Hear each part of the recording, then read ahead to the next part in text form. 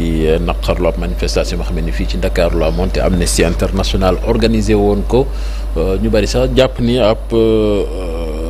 njuumteef xaw na fa am ndaxte Burkinabé ñoom dañoo jàpp ne gouvernement bu Sénégal la te Amnesty moom moo ko organisé ci fekkee jàpp ndal na sax ñu jokkoo ci ak Seydi Gassama bi nga xamee ni moo jiite Amnesty International fii ci Sénégal ak Malick Thiandoum lañ lay bàyyi Malick ñu bàyyi la ak Seydi Gassama. Seydi Gassama ñu ngi lay nuyu vous êtes en direct sur la TFM. waaw maa ngi lay fay Malick di nuyu képp kuy seetaan TFM di nuyu sa confrère ci plateau bi. waaw Cheikh mi ngi koy wax léegi rek mu mel ni dafa am ab réero diggante Burkina Faso ak Sénégal manifestation bi nga xam ne amaloon nañ ko ñu bëgg ci duut baaraam nguurug Sénégal alors que Amnesty moom moo ko organisé ndax mën nga indi leeral ci loolu. waaw mun naa wax ne manifestation bi état Sénégal jotewul dara ak état Sénégal.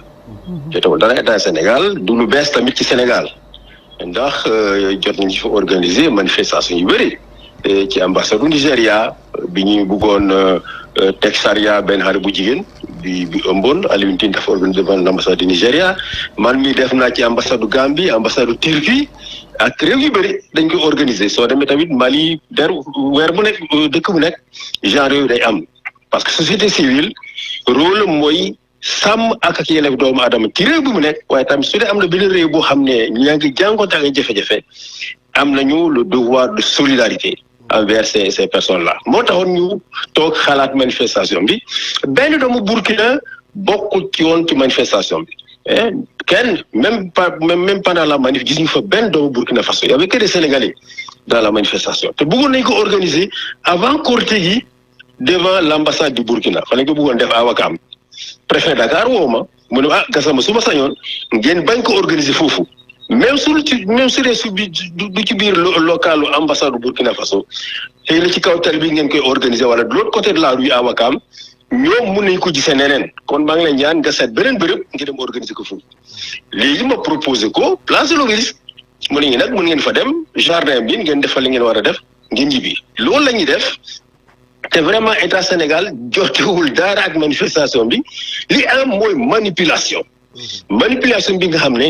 régime bi nekk tey Burkina Faso président bi fas yéenewul delloo nguur gi civil yi à travers élection démocratique mu ngi doog a organiser concertation yoo xam ne ay ñooyam ñoo fa teewoon mu prolonger la transition de 5 ans bëggul kenn critiquer ci biir Burkina ci bitim réew bëggul kenn critiquer képp koo xam ne yëkkati ko sama Burkina nga critiquer rek n'est-ce pas ngay journaliste ngay activiste wala opposant n'est-ce pas dañu lay jàpp dugal ci biir kaso wala yóbbu la ci ay camp militaire enrôlé de par force yóbbu la n'est-ce pas ci zone bi nga xam ne fa la ñuy xeex rebelle yi pour nga xeex loolu moo fa xew tey semaine passée rek tëj ñu un nouveau journal au Burkina Faso journal bu publier un article critique rek dañu lay tëj loolu nag mënuñu toog di koy seetaan ndax réew yi mag ñoom bokkuñ ci wax ay France ak États-Unis suñu waxee ñu leen ingérence ñun africains yi ñun ñoo am obligation wàcc parce que waruñu mën a toog seetaan surtout la société civile parce que état moom dañuy gérer ay relations diplomatiques mais société civile moom nous sommes libres nous sommes indépendants au Sénégal n'est-ce pas tant que suñu activité trouble wul l'ordre public n'est-ce pas tant que c'est conforme aux lois et aux règlements du pays état Sénégal amul droit interdire ko. kon encore une fois mu mel ni monsieur Gassama kon manipulation boobu dem na ba mu am ay burkinabé yu dem devant l'ambassade du Sénégal di fa wone seenug naqar loolu yi tamit dafa mel ni que incompréhension bi mi ngi bëgg a jéggi dayoo. waaw mais xam nga ñoom ils ont fait exprès parce que bëgguñu li ñu bëgg mooy ñu bañ leen critiquer ci biir Burkina Faso benn baat ci biir Burkina bañ leen a critiquer waaye tamit bëgguñu dans les pays voisins n'est-ce pas ñu leen di critiquer foofu. kon c'est une stratégie boo xam ne dañuy yónni message les autres états de la sous-région bu leen autoriser benn organisation mu protester contre li nga xam ne moom mooy Burkina Faso loolu rek lañ jubloon fexe ba état yi Sénégal Côte d'Ivoire Bénin Togo ak yeneen réew yi n'est-ce pas.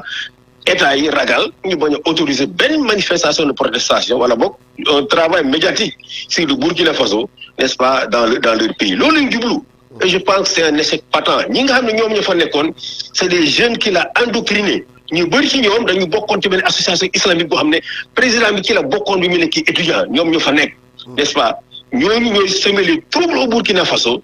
Aujourd'hui, ils sont utilisés comme des milices. Soo waxee ñoom ñu ñëw yàq sa kër, n'est-ce pas, taal sa kër, jàpp la, yóbbu la, jébal la armée. Ce sont ces groupes de jeunes là ñoom la instrumentalisé de cette manière-là. Et je pense que